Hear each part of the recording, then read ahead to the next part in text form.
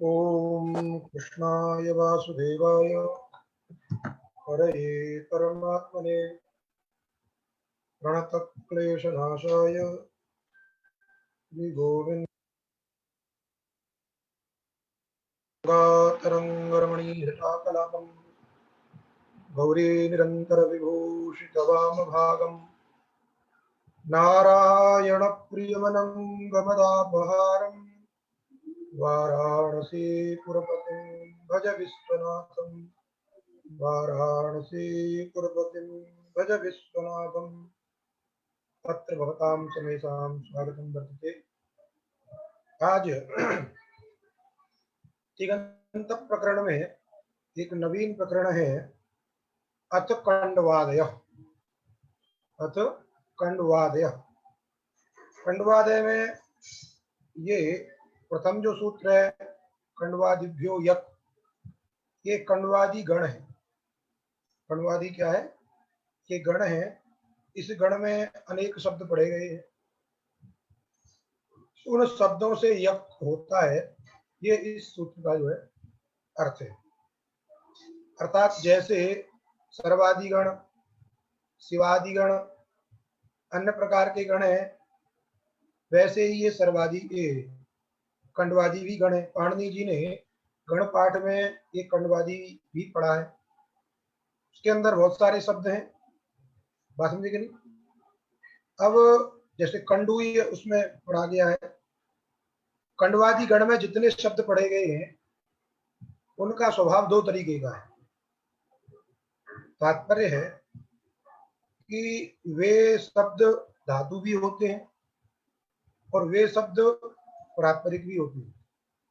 क्या समझे कि नहीं? ये विशेषता है इसकी।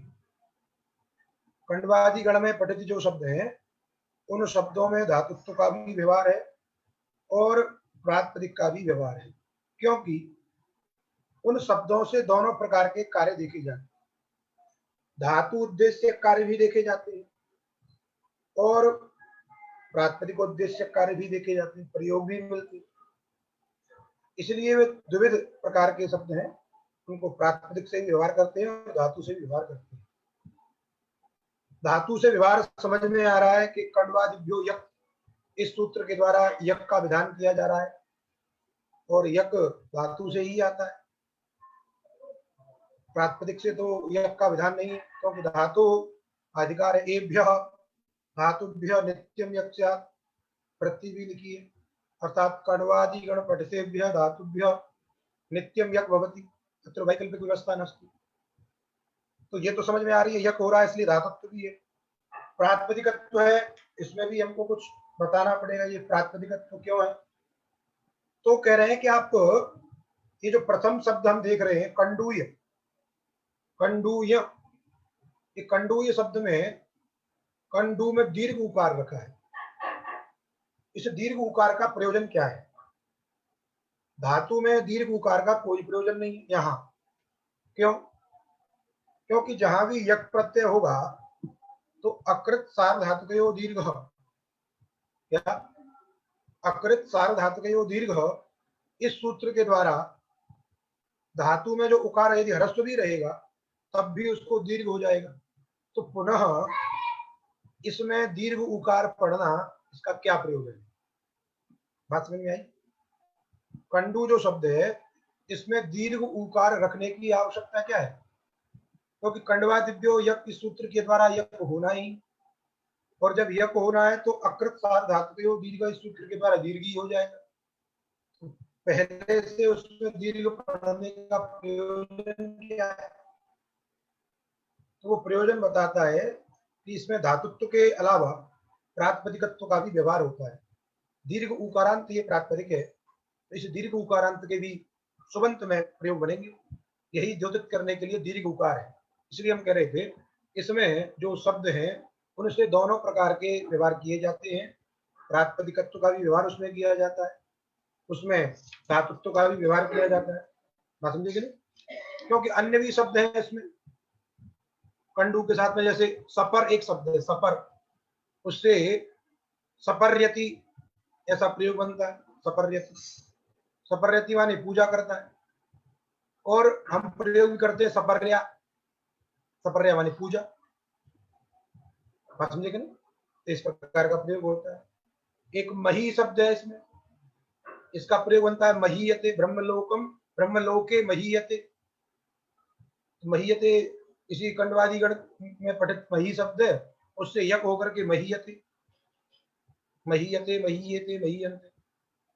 और वैसे मही शब्द का अर्थ क्या है? भूमि, मही माने भूमि, तो मही शब्द भी है, धातु भी बन गया, वो यक हो गया, पर उससे महीयते प्रयोग बन गया। वैसे ही सुख शब्द है, इसके अंदर क्या है? सुख शब्द है, उसका सुखयति प्रयोग बनता है। क्या उसका? सुखयति। और सुख माने सुखम, जानते ही हैं। विसर्ज शब्द है। इस प्रकार के गण सूत्र, एक गण पाठ की पुस्तक हमने ले रखी है, उसमें बहुत सारे शब्द हैं। देखो हम पढ़ के बताते हैं कौन कौन से शब्द है इसमें। खंडवादी में देखिए, कंडूय, मंतु, ऋणी, बल्गु, असु, महीन, लाट, लेट, इरस, इरज, इरय, दुवस, उबस, वेट, मेधा, कुशुभ, मगध, तंतस, पंपस, सुख, दुख, भिक्ष, चरम, चरण, अवर, सपर, यही सपर्यति जो बनता है। अरर, विसज, विष्णुज, अपर, आर, इषुद, वरण, चुरण, तुरण, घुरण, गदगद, गदगद शब्द भी है, गदगद माने गदगदायते, ऐसे हम प्रयोग करेंगे तो। एला, केला, खेला, इसी में है।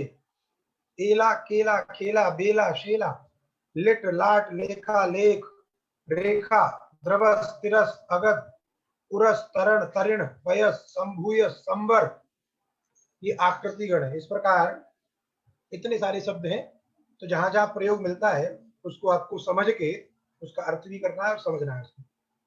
बात समझ में आएगी नहीं?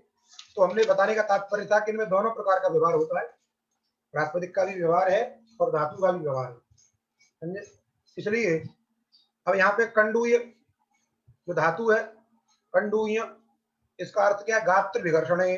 गात्र माने होता है शरीर, और शरीर का विघर्षण माने खुजलाना, तो शरीर खुजलाने अर्थ में ये कंडूयति प्रयोग होता है, कंडूय धातु का। समझे कि नहीं? शरीर में जब ऐसे ऐसे खुजली होती है उसको कंडूयति, बात समझे कि नहीं? तो यही कंडूय गात्र विघर्षण है। एभ्य धातुभ्यो नित्यम यक् स्यात् स्वार्थे, कंडवादि गण पठितेभ्य धातुभ्य नित्यम यक् भवति स्वार्थे। उस यक् का कोई अर्थ नहीं है, अर्थात वो धातु अर्थ में ही होता है। जैसे अन्य प्रत्यय कोई इच्छा में आया था, सन प्रत्यय इच्छा में आया, कैश प्रत्यय इच्छा में आया, कभी आचार में आया, बात समझेगा नहीं? वैसे यहाँ पे यक् का अर्थ क्या है? बोले स्वार्थ, अर्थात धातु का जो अर्थ है वही यक् का भी अर्थ है। तो कंडूय में यह की संज्ञा कंडू, और यक् कर दीजिए कंडू, य सनाद्यंता धातु से धातु संज्ञा, लट सप्ते कंडूयति, अतो होने से पर रूप कर देना, कंडूयति, कंडूयता, कंडूयंति।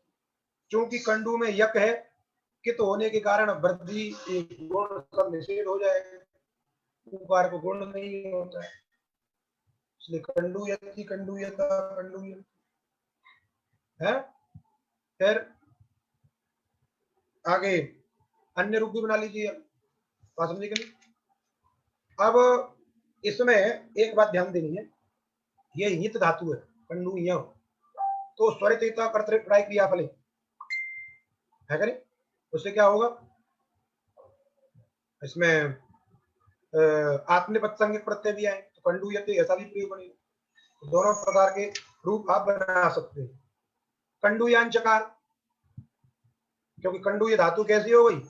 अनेकाच हो गई, तो आम हो जाएगा, तो कंडूयांचकार, कंडूयाम बभूव, कंडूयामास, कंडूयांचक्रे, आत्मनेपद में चक्रे, चक्राते, चक्र, कंडूयिता, कंडूयिता से, कंडूयिता साथे, इस प्रकार कंडूयिष्यति, कंडूयिष्यते, कंडूयतु, कंडूयता, कंडूयताम, कंडूयन्तु, उधर कंडूयताम, कंडूया, कंडूयाताम, कंडूयताम, बात समझे कि नहीं? अकंडूयत, उधर अकंडूयत, उधर कंडूयेत निधिलिंग में, आज परस्मै पद में, और आत्मने पद में कंडूयेत, कंडूयात हास्यलिंग परस्मै पद, और कंडूयिशिष्ट आत्मने पद में, अकंडूयित लुंग लकार परस्मैपद अकंडुयित अकंडुई अकंडुयिष्टाम अकंडुयिषु, और लुंग लकार आत्मनेपद में अकंडु अकंडुशिष्ट अकंडुयिष्ट अकंडुयिष्ट, इडागम है यह है अकंडुय ईसत अकंडुयिष्ट अकंडुयिषाताम अकंडुयिषत अकंडुयिष्ठा अकंडुयिषाथाम अकंडुयिध्वम ध्वम ध्वम, तो एड़ हो जाएगा, एड़ से परे इट, समझे कि नहीं। और अकंडुयिष्यत और अकंडुयिष्यत, इस प्रकार इसके ये धातु रूप हो जाएंगे। बाकी जब ये प्रातिपदिक रहेगा, क्या रहेगा, ये प्रातिपदिक रहेगा, स्त्रीलिंग में दीर्घ उकारांत जो शब्द है, दीर्घ उकारांत शब्द वधु इत्यादि जो शब्द है, उसके समान इसके रूप चल जाएंगे। कंडू कंडवऊ कंडवा, वधु वध्वौ वध्वा, है वधू माने कंडूम, कंडवऊ कंडू, ऐसे वधू कंडवा बध्वा, इस प्रकार कंडुभ्याम कंडुभी कंडवई बध्वई कंडवई कंडवा कंडवा कंडवाम और हे कंडू, इस प्रकार आपके ये कंडू के रूप चल जाएंगे। और भी हमने आपको बताया थे सपर शब्द, जैसे सपर्यति माने पूजा करता है, सपर्या इसको बोलते हैं, सपर्यति सपर्यत सपर्यांचकार सपर्यिता सपर्यिता से सपर्यिष्यति महीयते महीयते महीयते, महीयांचकार, इस प्रकार इन शब्दों से बन जाएंगे रूप। इति कंडवादय, यहाँ पे आपका एक कंडवादी प्रकरण समाप्त हुआ। अब देखिए आगे अग्रिम प्रकरण अथात्मने पद प्रक्रिया। गुरुजी इसमें कंडुयति का हिंदी में क्या अर्थ होगा? खुजली करना जी। कंडुयति का अर्थ हो गया खुजलाना, जैसे जी देवदत्त का कंडुयति, जी देवदत्त खुजलाता है, जी हाँ समझे जी जी। अब अग्रिम प्रकरण है अथ आत्मने पद प्रक्रिया। आत्मने पद प्रक्रिया, ये प्रकरण बनाने का क्या तात्पर्य है, क्योंकि ये तो पहले ही निश्चित हो चुका है कि यदि धातु अनुदात्तेत है गित है तो अनुदात्तेत और गित धातु से आत्मनेपद होता है, और साथ साथ ही यदि वो धातु स्वरितेत है हित है और क्रिया का फल कर्ता को प्राप्त होता है तब भी आत्मनेपद होता है। इस प्रकार उन निमित्तों को देख करके आत्मनेपद प्रत्ययों का निश्चित स्वतः हो जाएगा, निश्चय स्वतः हो जाएगा, तो इस प्रकरण को बनाने की आवश्यकता है। वैसे ही इसके आगे प्रकरण है परस्मयी पद प्रक्रिया, तो वहां पर भी आत्मनेपद के निमित्त से ही जितने धातुएं हैं उन सब से परस्मयी पद संज्ञक प्रत्यय आते हैं। तो ये बात तो पहले से स्पष्ट है, पुनः इन दो प्रकरणों को बनाने की क्या आवश्यकता है, समझे कि नहीं। आत्मनेपद प्रक्रिया और परस्मयी पद प्रक्रिया, ये दो जो प्रकरण बनाए हैं इनका क्या प्रयोजन है, क्योंकि ये तो स्वतः सूत्र के द्वारा स्पष्ट ही है।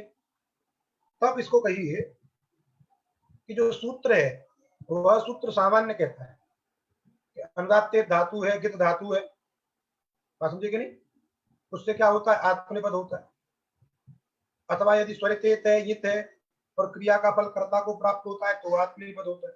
लेकिन कभी कभी परिस्थिति ऐसी है कि जो धातु परस्मयी पद में प्रयुक्त होती है लेकिन कोई विशेष उपसर्ग लग जाता है या विशेष अर्थ हो जाता है तो उसका प्रयोग आत्मनेपद में होता है।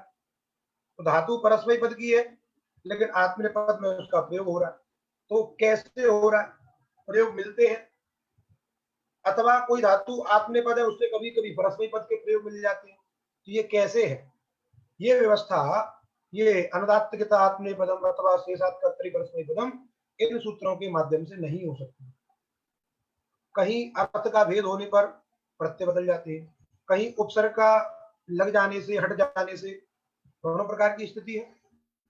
तो उन बातों को भी हमको बताना है, तो विशेष रूप से कहाँ कहाँ आत्मनेपद प्रक्रिया हो जाती है, किस अर्थ में हो जाती है, किस उपसर्ग के लगने से हो जाती है, उन सभी बातों को बताने के लिए दो प्रकरण बनाएंगे। पहले आत्मनेपद प्रकरण बता रहे हैं, उसके बाद परस्मयी पद प्रकरण बता रहे हैं। आत्मनेपद प्रकरण पहले क्यों बता रहे, क्योंकि आत्मनेपद करने वाले सूत्र अधिक हैं और आत्मनेपद का विधान पहले किया गया था, क्योंकि शेषात् कर्तरि परस्मैपदम्, आत्मनेपद के निमित्त से हीन को परस्मैपद कहा। तो पहले यदि आत्मनेपद का ज्ञान हो जाएगा तो प्रायशः एक भी ज्ञात हो जाएगा कि ये परस्मैपद है, और जो कुछ विशेष व्यवस्था होगी उसके लिए दूसरा प्रकरण बनाएंगे। इसलिए पहले आत्मनेपद प्रक्रिया बनाई, अथ आत्मनेपद प्रक्रिया। आत्मनेपद कहाँ कहाँ होता है उसको आप समझें। तो प्रथम सूत्र है, देखिए, कर्तरी कर्म व्यतिहारे। कर्तरी ये सप्तम अंत है, और कर्म व्यतिहारे ये भी सप्तम अंत। कर्म व्यतिहार, कर्मण व्यतिहार, कर्म व्यतिहार। कर्म माने क्रिया, कर्म माने क्रिया, और व्यतिहार शब्द का अर्थ क्या होता है? व्यतिहार शब्द का अर्थ होता है, जैसे आपका कार्य है पढ़ना, आपका कार्य क्या है? पढ़ना। तो आप पढ़ना कार्य छोड़ करके अन्य कोई कार्य करने लगे, तो योग्यता के विरुद्ध जो कार्य किया जाता है, योग्यता के विरुद्ध जो कार्य किया जाए उसी को कहते हैं व्यतिहार। बात समझ में आई? जैसे ब्राह्मण का कर्म क्या है? अध्ययन, अध्यापन, यजन, याजन, दान, प्रतिग्रहण, ये ब्राह्मण का कर्म है। इन कर्मों को छोड़ करके या इन क्रियाओं को छोड़ करके कोई अन्य काम करे, खेती करे, जूते की दुकान खोल ले, ये चीज क्या है? ये क्रिया का व्यतिहार है, कर्म का व्यतिहार है। यहाँ पे कर्म शब्द किस अर्थ में है? क्रिया अर्थ में। बात समझे कि नहीं? यहाँ कर्म से कर्म संज्ञा नहीं लेनी है। बात समझे? जो कर्म संज्ञा है वो अलग है, जिसमें द्वितीया होती है। यहाँ पे कर्म शब्द किस अर्थ में? क्रिया में। कर्म माने क्रिया, इसलिए कहा क्रिया विनिमय द्योत्ये। क्रिया का विनिमय, बदल जाना। विनिमय माने बदल जाना, उसका काम कोई दूसरा, उसका काम कोई दूसरा, यही तो होता है विनिमय। विनिमय का पीछे हमने अर्थ पढ़ा था, डुक्करी द्रव्य विनिमय। द्रव्य विनिमय का अर्थ था गेहूं दे के चावल ले लिए, वो द्रव्य विनिमय है। क्रिया का विनिमय क्या होगा? मेरा काम तुम कर लो, तुम्हारा काम मैं कर लेता, ये हो गया क्रिया विनिमय। तो क्रिया विनिमय द्योत्ये। क्रिया विनिमय यदि द्योत्य है तो कर्ता अर्थ में आत्मनेपद होता है। कर्ता कर्तरी आत्मनेपद संज्ञक प्रत्यय, कर्ता अर्थ में आएगा, भाव में नहीं आएगा वहां। कर्तरी आत्मनेपद। दृष्टांत देखिए, जैसे प्रयोग किया व्यतिलुनीते। क्या प्रयोग किया? व्यतिलुनीते। तो वहां पे लुई छेदने धातु है। लुई छेदने का अर्थ छेदन करना है। चूंकि यित है तो दोनों प्रकार के प्रत्यय उससे आते हैं, परस्मैपद संज्ञक प्रत्यय भी आते हैं और आत्मनेपद संज्ञक प्रत्यय भी आते हैं। लेकिन यदि लुई धातु का अर्थ क्रिया विनिमय भी हो जाता है, क्या हो जाता है? क्रिया विनिमय। तो क्रिया विनिमय बताने के लिए कुछ उपसर्ग आदि लगाने पड़े, जैसे वी और अति लगा दी, व्यतिलुनीते बना दी, वी और अति उपसर्ग लगा दिए, तो इसका तात्पर्य हो गया यहाँ पे क्रिया बदल गई। इसलिए कह रहे हैं अन्यस्य योग्यम लवनम। छेदन का कार्य किसी दूसरे को करना चाहिए, उसकी योग्यता उसमें है, लेकिन कोई दूसरा कर रहा है। उसी को एक नंबर टिप्पणी पे कहा, शूद्रस्य योग्यम, शूद्रस्य योग्यम सस्यादि लवनम ब्राह्मण करोति। फसल काटना काम ये किसका है? शूद्र का है। तो उस फसल काटने के काम को शूद्र नहीं कर रहा है, यदि ब्राह्मण कर रहा है तो वो क्या है? क्रिया का विनिमय। तो इस प्रकार के प्रयोगों में क्या होगा? व्यतिलुनीते प्रयोग होगा। अब वहां पर कर्तरी आत्मनेपद ही आएगा। जब वी और अति लग गया, क्रिया विनिमय द्योत्य हो गया, तो व्यतिलुनाति ये प्रयोग नहीं होगा कभी। व्यतिलुनीते यही प्रयोग होगा। बात समझ में आई?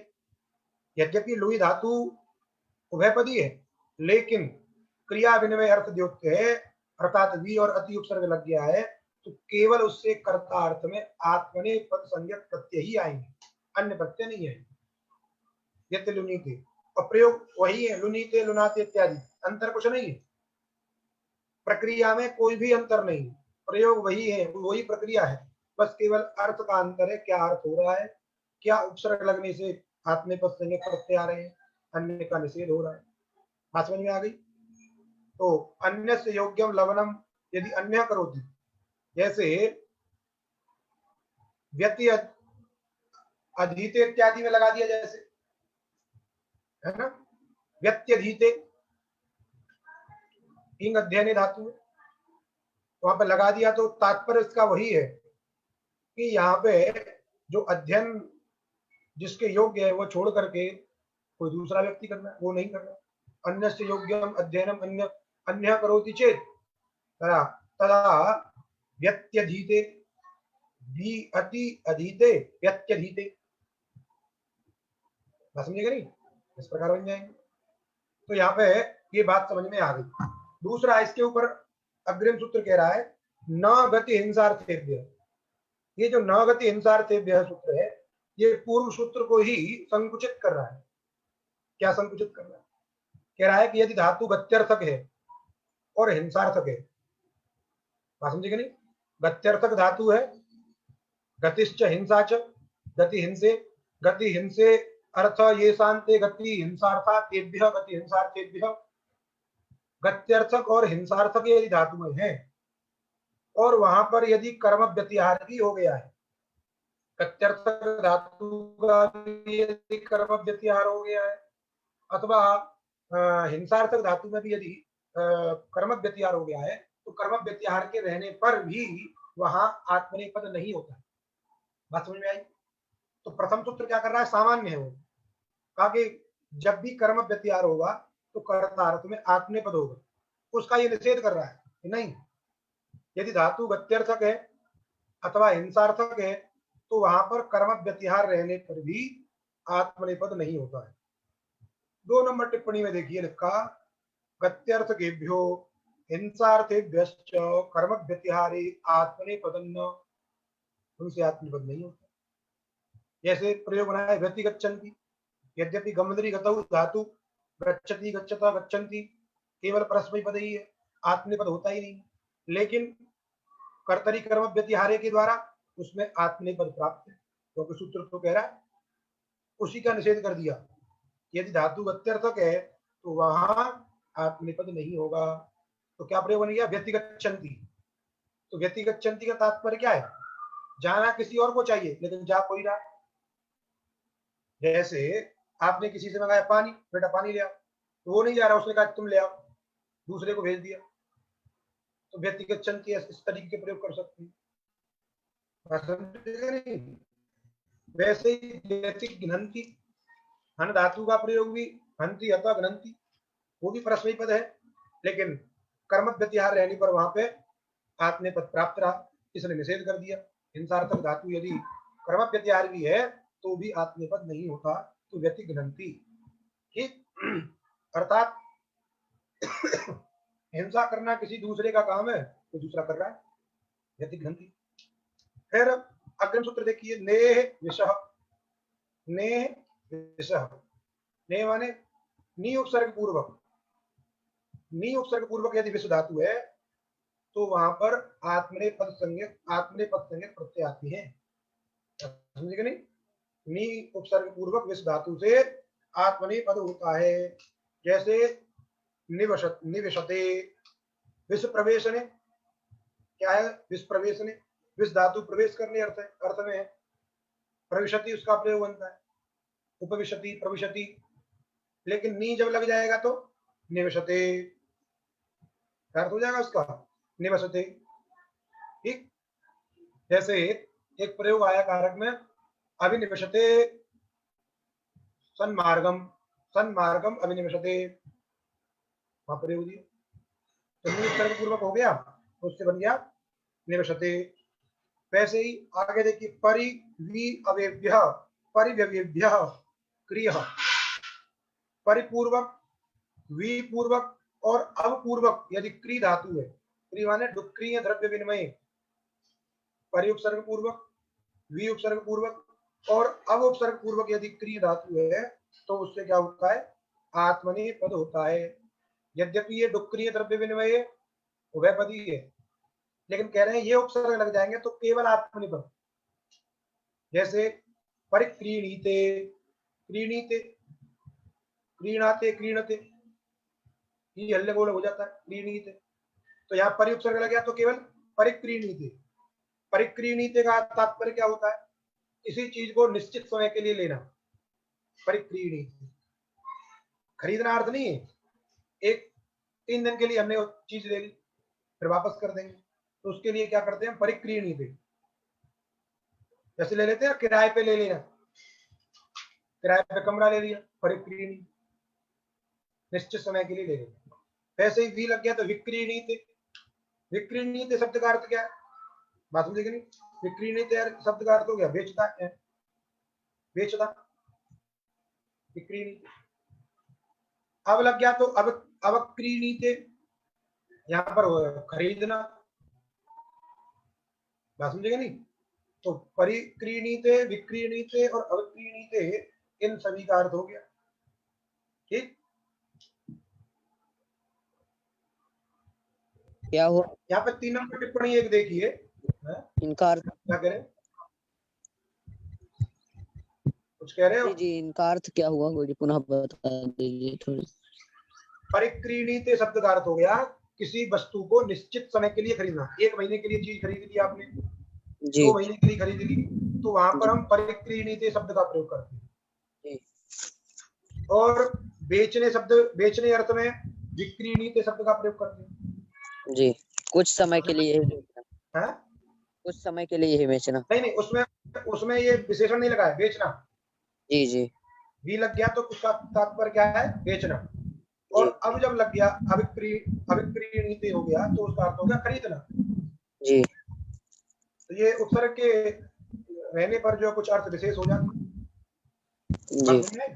जी एक 3 नंबर टिप्पणी रह गई थी, नई विषय सूत्र में लिखा था उन्होंने, नीचे जी लिखा कि नी उपसर्ग पूर्वक विष धातु, नी उपसर्ग पूर्वक, नी पूर्व में रहने पर विष धातु से क्या होता है? आत्मनेपद होता है।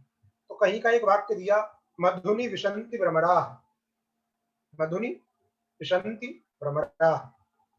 तो मधुनि में किसी ने कहा कि मधुनि का नी ले लीजिए, विसंति का विष हो गया, तो नी पूर्वक विष हो गई, तो यहाँ पर भी आत्मनेपद होना चाहिए। तो वहां पे कहा कि अत्र अर्थवत ग्रहण परिभाषया, यहाँ पे लग रहा है अर्थवान, नी अर्थवान होना चाहिए। तो मधुनी घटक जो नी है वो अनर्थक है। क्यों? समुदायो ही अर्थवान तस्य एक देशो अनर्थक, इसलिए नी से तात्पर्य नी उपसर्ग, मधुनी में नी उपसर्ग नहीं, इसलिए वहां पर मधुनी विसंति भ्रमरा, वहां पर आत्मनेपद नहीं हुआ, विसंति ये परस्मै पद ही प्रयोग हुआ है।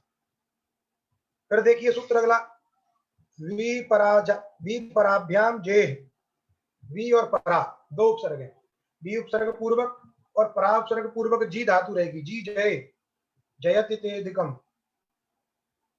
तो वहां कह रहे हैं वी उपसर्ग पूर्वक और परा उपसर्ग पूर्वक यदि धातु है जी धातु, तो उससे आत्मनेपद होता है।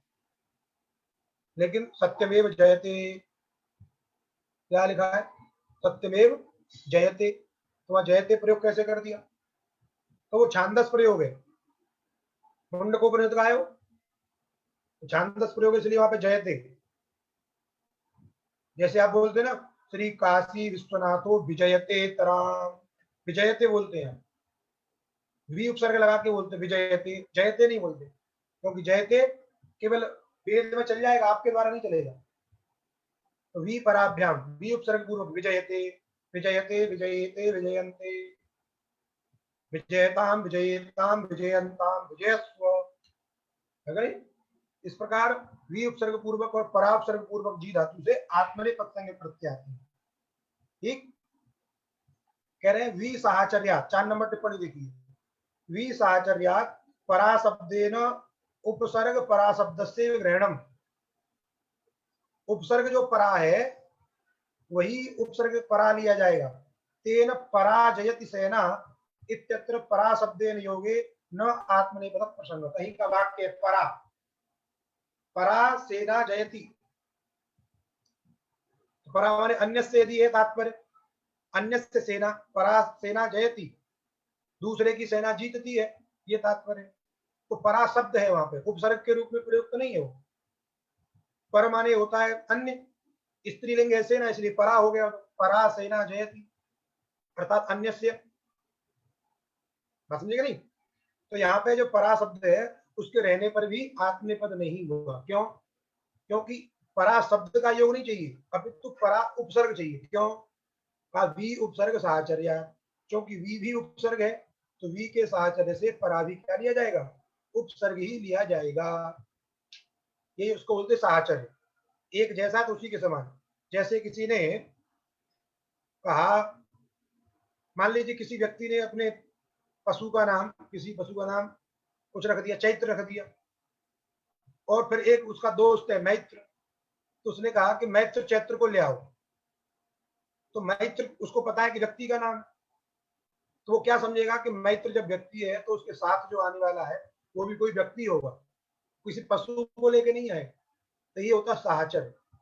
तो साहचर्य से माने वो उसके समानांतर जो दूसरा है वो जैसा है तो वो भी वैसा ही होगा। क्योंकि वी उपसर्ग है तो परा से भी उपसर्ग ही लिया जाएगा, शब्द मात्र नहीं लिया जाएगा। इसलिए कहा वी साहचर्यात् परा शब्देन उपसर्ग परा शब्दस्य विग्रहणम तेन पराजयति सेना इत्यत्र परा शब्देन योगे न आत्मनेपद प्रसंगः।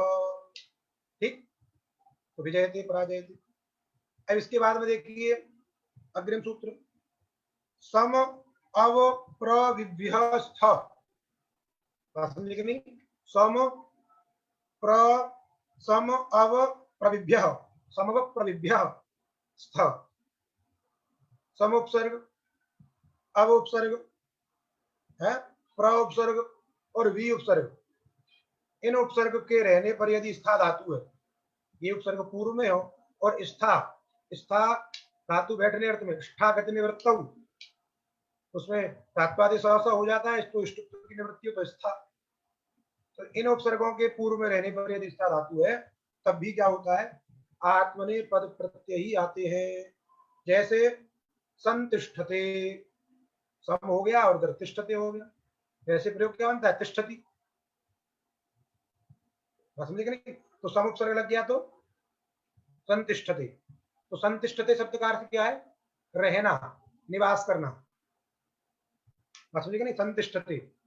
वैसे ही अवतिष्ठते, अवतिष्ठते में भी अव उपसर्ग है तो अवतिष्ठते आत्मनेपद हो गया।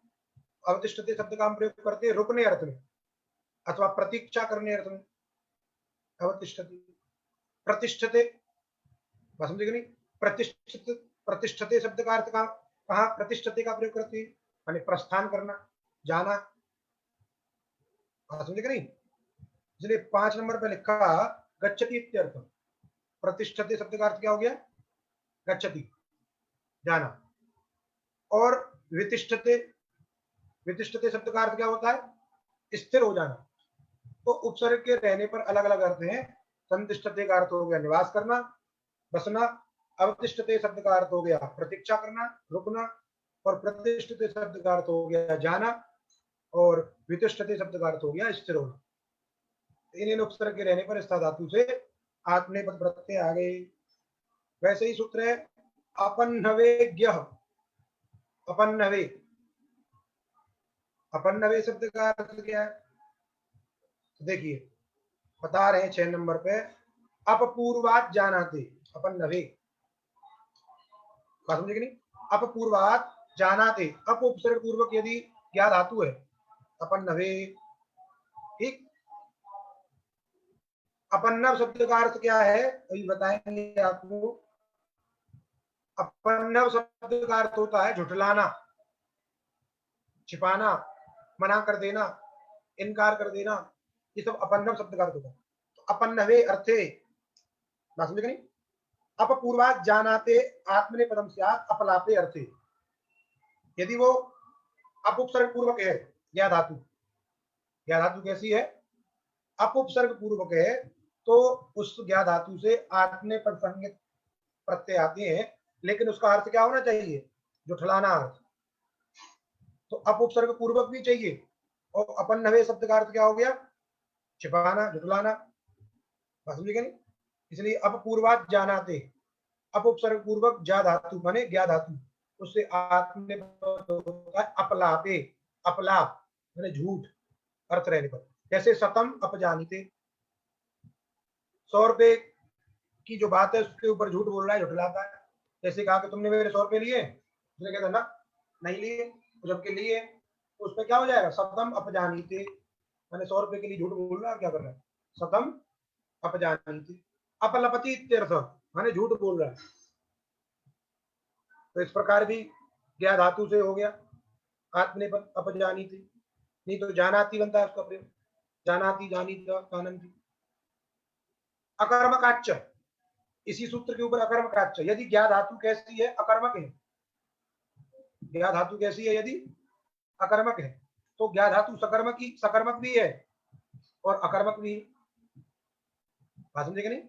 ज्ञा धातु कैसी है? सकर्मक भी है। जब हम कहते हैं घटम जानाति, बात समझे कि नहीं?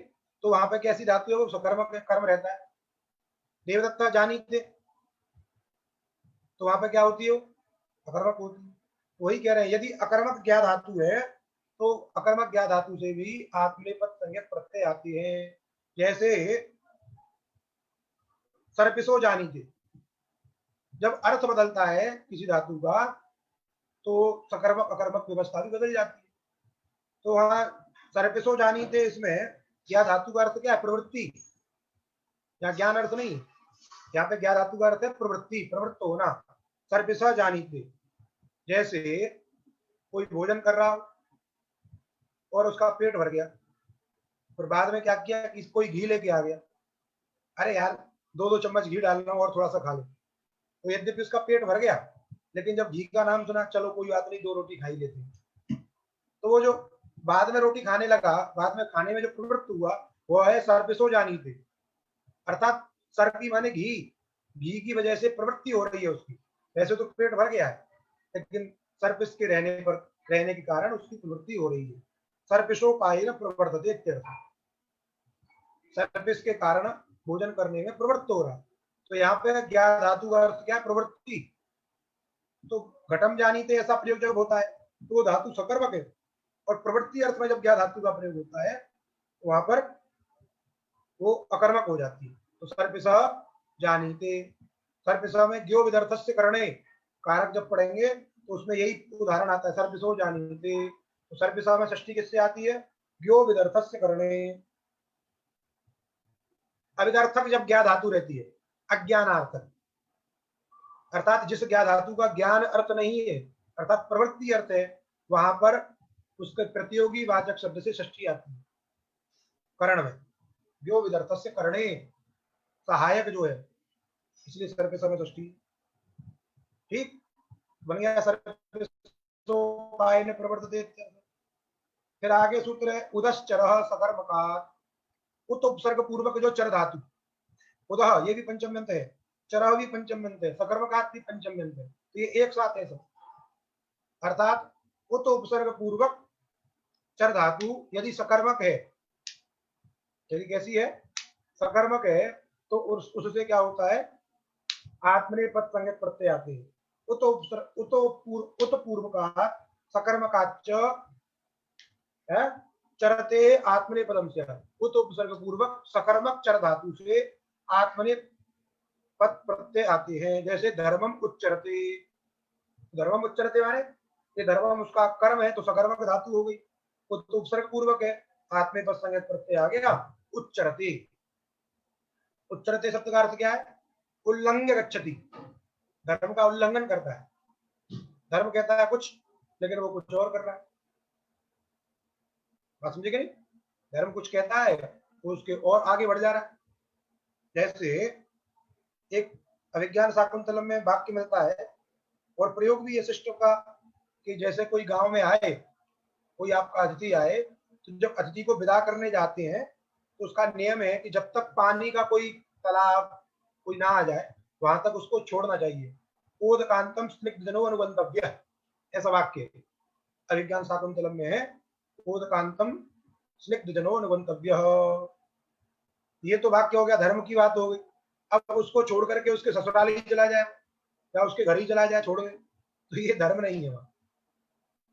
तो इसलिए उल्लंघ्य गच्छति इत्यर्थ, जो मर्यादा है उस मर्यादा का जब उल्लंघन हो जाता है तो वही है उल्लंघ्य गच्छति।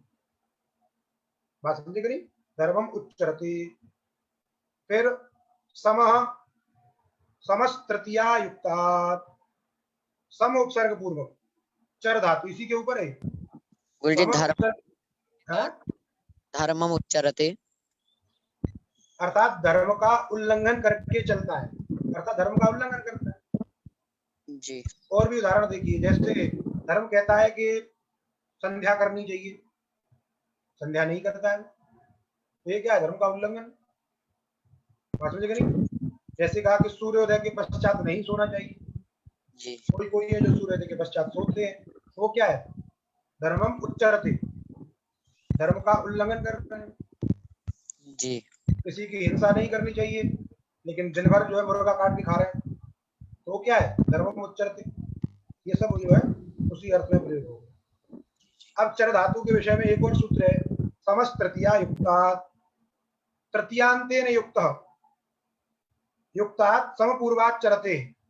यदि चर धातु तृतीयांत शब्द से युक्त है, कोई तृतीयांत पद है, उस पद, वो पद चर के साथ में लगा हो, तृतीयांत पद, और सम उपसर्ग पूर्वक हो, तृतीयांत पद से युक्त जो सम उपसर्ग पूर्वक चर धातु है, उस चर धातु से भी आत्मनेपद होता है। जैसे उदाहरण देखिए, रथेन संचरते, तो रथेन तृतीयांत पद हो गया, सम उपसर्ग पूर्वक चर धातु हो गई, तो वहां पे क्या हो गया? रथेन संचरते आत्मनेपद हो गया। नहीं तो संचरती प्रयोग होता है, तृतीयांत जब नहीं रहता है तो संचरती ऐसा प्रयोग होता है। लेकिन जब तृतीयांत पद का प्रयोग होगा तो रथेन, तो जब रथेन संचरते प्रयोग होगा। बात समझ में आई? एक नंबर टिप्पणी में लिखा है, तृतीयांतेन युक्ता समपूर्वात् चरते आत्मनेपदम स्यात्, रथेन संचरते।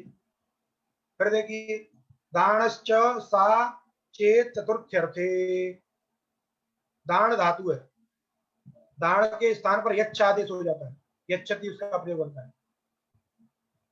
बात समझे कि नहीं? तो कहा समपूर्वात् दान, दान सम उपसर्ग पूर्वक दान धातु, यदि तृतीयांतेन युक्ता, यदि वो तृतीयांत से युक्त हो, तृतीयांत पद उसके साथ में हो, बात समझे कि नहीं? उक्तम स्यात् माने आत्मनेपदम स्यात्, तृतीया चेत चतुर्थी अर्थे, यदि तृतीया चतुर्थी अर्थ में आई हो, यदि तृतीया का अर्थ चतुर्थी अर्थ हो, अर्थात चतुर्थी विभक्ति का अर्थ क्या होता है? देना, सामान्यतः यही प्रयोग करते हैं, देता है, के लिए, ऐसा हम कहते हैं के लिए। तो ये चतुर्थी विभक्ति का जो अर्थ है, उस अर्थ में यदि तृतीया विभक्ति हो और उस तृतीयांत पद से युक्त सम उपसर्ग पूर्वक दान धातु हो, तो वहां पर दान धातु से आत्मनेपद संज्ञक प्रत्यय होते हैं। बात समझे कि नहीं? क्या होते हैं? आत्मनेपद संज्ञक प्रत्यय। दान के स्थान पर यच्छादेश हो जाता है, यच्छति प्रयोग बनता है उसका। यहां पर भी संयच्छते ऐसा प्रयोग बना है। देखिए वाक्य लिखा है, दास्या संयच्छते कामी, दास्या संयच्छते कामी। इसको समझने के लिए पहले थोड़ा कारक का हमको स्मरण करना होगा। कारक में एक वाक्य आया है, वार्तिक, अशिष्ट व्यवहारे दान प्रयोगे चतुर्थ्यर्थे तृतीया, ये वार्तिक है। अशिष्ट व्यवहार रहने पर, क्या? अशिष्ट व्यवहार रहने पर दान धातु का प्रयोग हो तो वहां चतुर्थ अर्थ में तृतीया विभक्ति होती है, और यही उदाहरण है उसका, दास्या संयुच्यते काम काम काम कामी या कामुकः। समझ में आई? देखिए, व्यक्ति का धर्म क्या है? धर्म कहता है कि अपनी पत्नी के साथ में रहना चाहिए, अन्य स्त्री के साथ में नहीं रहना चाहिए, ये धर्म कहता है, ये शिष्ट व्यवहार है। लेकिन जब कोई व्यक्ति अपनी पत्नी को छोड़ करके अन्य स्त्री के साथ में रहने लगता है, वो क्या होता है? अशिष्ट व्यवहार। वो क्या होता है? अशिष्ट व्यवहार। इस प्रकार का अशिष्ट व्यवहार रहने पर दान धातु का प्रयोग हो तो चतुर्थ अर्थ में तृतीया विभक्ति होती है। तो धर्म कहता है कि पत्नी के साथ में रहना चाहिए, तो वहां पे चतुर्थी ही होगी। जैसे एक प्रयोग बनेगा, भार्यायै, भार्यायै संयच्छते कामुकः, अर्थात कोई कामुक व्यक्ति अपनी भार्या के साथ में रहता है, तो वहां पे भार्यायै ये चतुर्थी होती है, वहां अशिष्ट व्यवहार नहीं है, वो शिष्ट व्यवहार है। भाई अपनी पत्नी के साथ में तो सभी रहते हैं, धर्म भी यही कहता है। लेकिन कोई दूसरे स्त्री के साथ में, दासी के साथ में रहे, तो वहां पे चतुर्थ अर्थ में तृतीया विभक्ति होती है, तो दास्या, दास्य ही नहीं हुआ, क्योंकि दासी के साथ में रहना धर्म नहीं है, शिष्ट व्यवहार नहीं है, वो अशिष्ट व्यवहार है। तो बात समझ में आ गई। चतुर्थ अर्थ में तृतीया होगी कि नहीं होगी, दास्या। सम उपसर्ग पूर्वक यच्छ धातु है, तो यही लग गया। दाणश्च सा चेत चतुर्थ अर्थे, सम पूर्वक दाण धातु यदि तृतीयांतेन युक्त है तो उससे आत्मनेपद संज्ञक प्रत्यय होते हैं, लेकिन वह तृतीया चतुर्थ अर्थ में आई हो, तो चतुर्थ अर्थ में तृतीया विभक्ति है, इसलिए संयच्छते। तो आपको यहाँ पे वो वार्तिक भी याद रखना है, नीचे लिखा है 2 नंबर टिप्पणी पे, देखिए।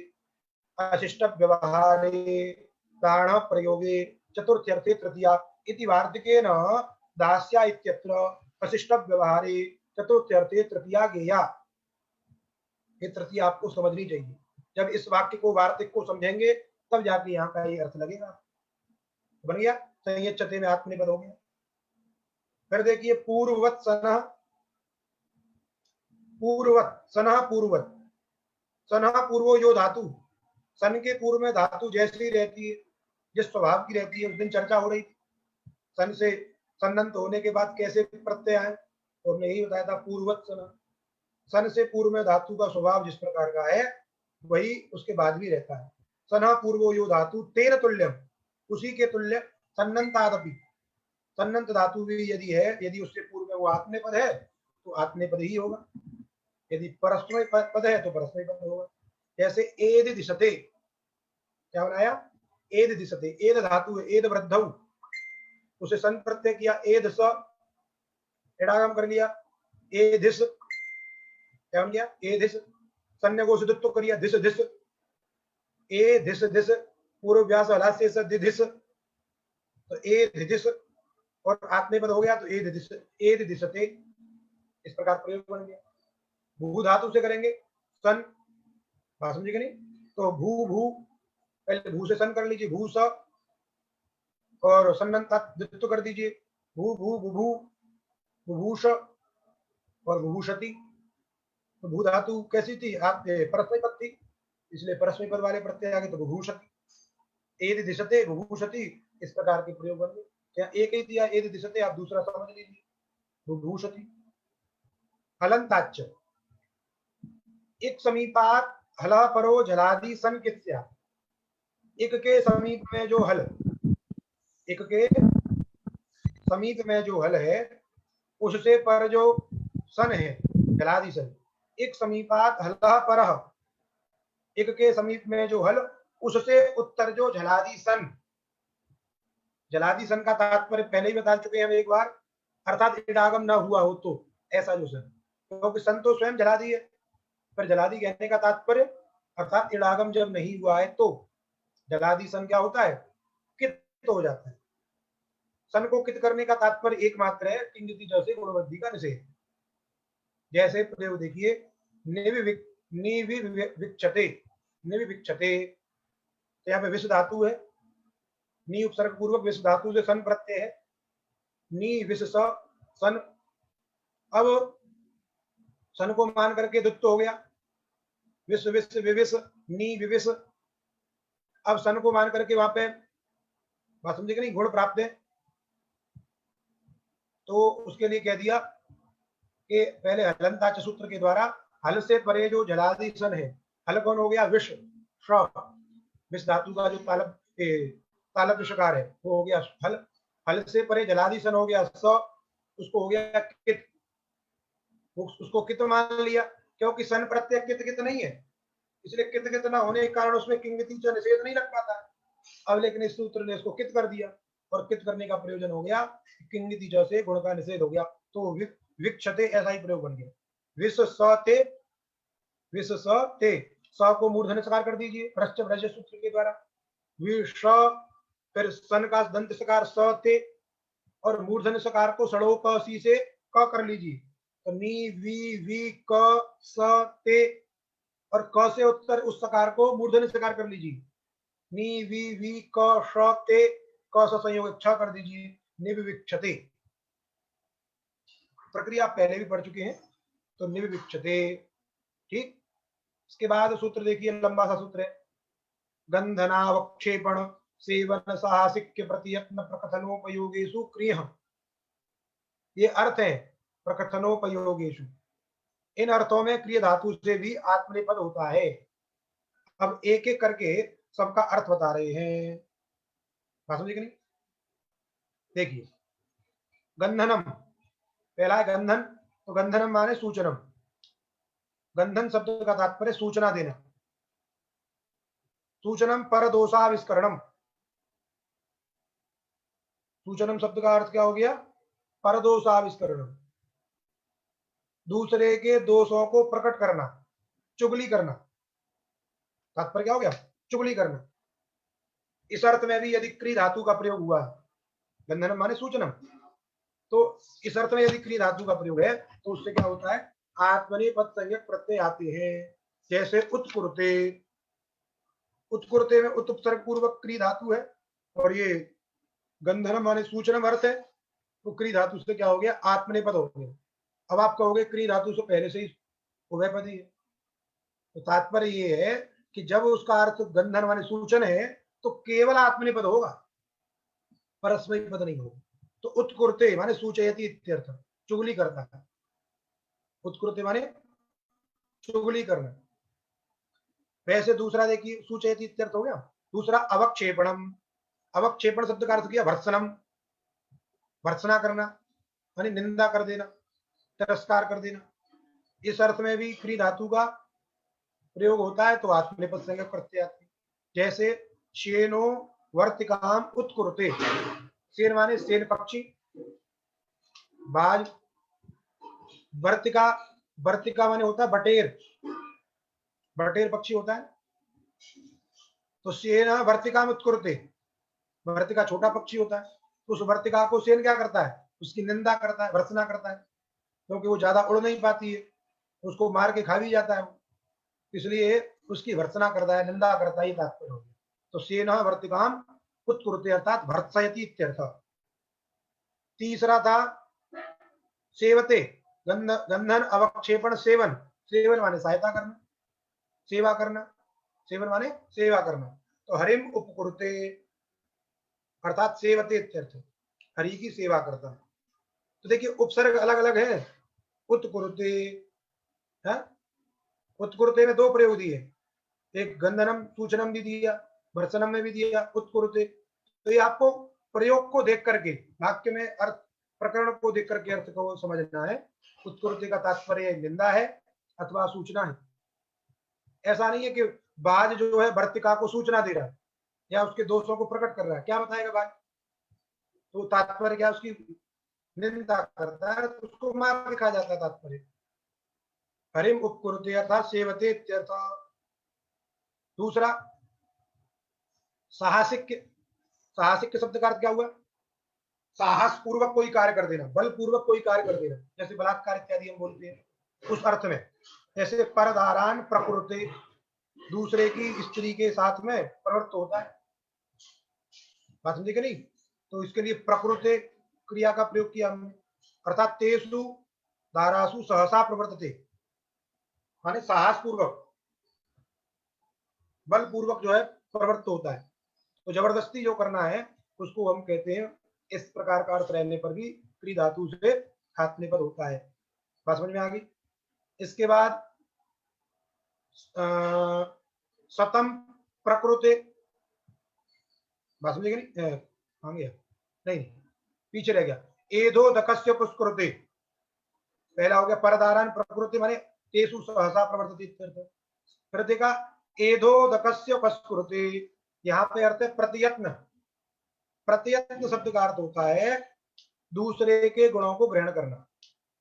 प्रतियत्न माने गुणाधान, बात समझे कि नहीं? जैसे 7 नंबर पर लिखा काष्ठम जलस्य गुणम आदत्ते इति वाक्यार्थ। जैसे पानी में लकड़ी डाल दी जाए तो लकड़ी क्या करती है? पानी के गुण को ग्रहण कर लेती है। पानी के गुण को ग्रहण करना अर्थात पानी में जैसे आर्द्रता है वैसे लकड़ी भी क्या हो जाती है? आर्द्र हो जाती, गीली हो जाती। तो दूसरे के गुणों को ग्रहण कर ले रहा। तो एध माने लकड़ी, एध एधसी एधांसी, एध दकस्य देखिए जल के लिए दक शब्द का भी प्रयोग होता है और उदक शब्द का भी प्रयोग होता है, दोनों शब्द हैं। तो यहाँ एधो उदकस्य भी लिखा हो अथवा दकस्य लिखा हो, दोनों शब्द का प्रयोग कर लेना है। तो दकस्य जल दकस्य वस्फुरते अर्थात गुणम आधत्ते, ठीक, ये हो गया प्रतियत्न शब्द का। और प्रकथन, प्रकथन शब्द का हो गया विशिष्ट प्रकार से कहना, विशिष्ट प्रकार से कहना, अच्छी तरीके से बताना हो गया। जैसे कथा प्रकृति, कथा को कहता है माने कथा को प्रकट करता है, प्रकटयति प्रकथयति इत्यर्थ, अच्छी प्रकार से रोचक ढंग से उसको कहता है, कथा प्रकृति। तो देखिए प्रकृति शब्द का दो जगह प्रयोग आया, साहसिक के अर्थ में भी प्रकृति शब्द का प्रयोग है और प्रकथयति अर्थ में भी प्रकृति शब्द का प्रयोग है। तो आपको प्रकरण को देख करके अर्थ समझना है, ठीक। वैसे ही आ गया है उपयोग, उपयोग अर्थ में भी क्री धातु का प्रयोग हो तो आत्मनेपद हो जाता है। जैसे सतम प्रकृति, यहाँ भी प्रकृति शब्द है, अर्थात अच्छे से भली भांति उनका उपयोग कर रहा है, अर्थात 100 रुपए धर्म के कार्य में लगा रहा है, धर्मार्थम विनियुक्ते, धर्म के काम में 100 रुपए खर्च करता है, तो प्रकृति का भी प्रयोग यहाँ हो रहा है। तो 3 जगह प्रकृति हुआ, उपयोग अर्थ में भी प्रकृति हुआ, साहसिक के अर्थ में भी प्रकृति हुआ और प्रकथन अर्थ में भी प्रकृति शब्द का प्रयोग हुआ। तो ये आपको प्रकरण को देख करके अर्थ को समझना है। ए सुकिम, इन अर्थों में जब क्री धातु नहीं है, इनसे भिन्न अर्थ में है, जैसे कटम करोति, उत्पादयति इत्यर्थ है, तो वहां पर आत्मनेपद प्रत्यय नहीं आया, हाँ परस्मैपद संज्ञक प्रत्यय घटम करोति, ठीक। भुजो अनवने, अनवन अवनम रक्षणम, अवनम रक्षणम, अनवनम रक्षण भिन्नम, रक्षण से, रक्षण का भिन्न क्या होता है, भक्षण। दो ही चीजें होती है ना, रक्षण और भक्षण, एक आदमी रक्षण करता है, एक आदमी भक्षण करता है। तो अनवने माने भक्षणे, अनवने शब्द का अर्थ को क्या हो गया, भक्षणे। तो जब भुज धातु भक्षण अर्थ में रहती है, अनवन अर्थ में रहती है, तो उससे आत्मनेपद प्रयोग होता है। जैसे ओदनम भुंक्ते भक्षयति इत्यर्थ, समझे कि नहीं, ओदन खाता है, अब ओदन की रक्षा थोड़ी करेगा, समझे कि नहीं, ओदन खाता है, भुंक्ते, तो भुज धातु का प्रयोग आत्मनेपद में हो रहा है, इसका अर्थ है खाना। यदि परस्मै पद में होता है अनवने किम, जहां भक्षण अर्थ नहीं है, उससे भिन्न अर्थ है। जैसे महीम भुनक्ति, महीम भुनक्ति, महीम माने पृथ्वी, पृथ्वी को खाएगा थोड़ी, पृथ्वी की रक्षा करता है, पृथ्वी का क्या करता है, रक्षा करता है, बात समझे कि नहीं। इस प्रकार ये भुज धातु का प्रयोग पहले भी आ चुका है, भुजो अनवने, बात समझे कि नहीं। तो जब अब से रक्षण से भिन्न अर्थ रहेगा तो आत्मनेपद, और रक्षण अर्थ रहेगा तो परस्मै पद प्रत्यय आते हैं। इति आत्मनेपद प्रक्रिया, ये आपकी आत्मनेपद प्रक्रिया यहाँ पे संपूर्ण हो गई। कल जो है परस्मै पद प्रक्रिया पढ़ेंगे और आगे देखेंगे कल का पाठ क्या होगा। बात समझ में आई, कोई विशेष जिज्ञासा किसी को हो